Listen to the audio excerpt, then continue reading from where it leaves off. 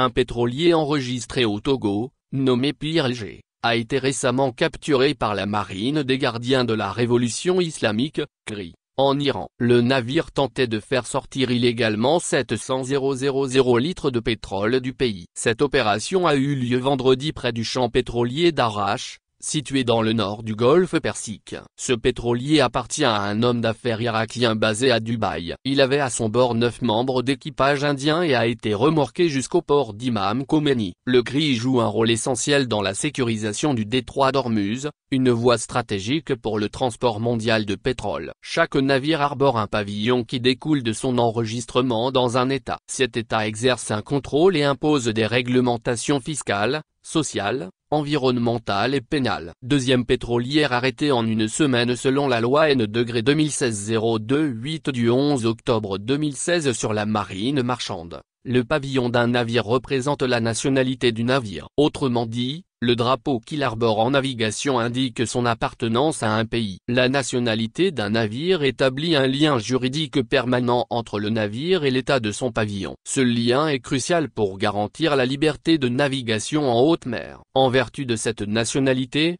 le navire est soumis à l'ordre juridique de l'état du pavillon. L'état en question surveille ces navires et en assure la discipline et la sécurité en mer. Il est à noter que c'est la deuxième saisie de ce type effectuée en une semaine par la marine du CRI. Un autre navire transportant 1,5 million de litres de carburant de contrebande a été également arrêté.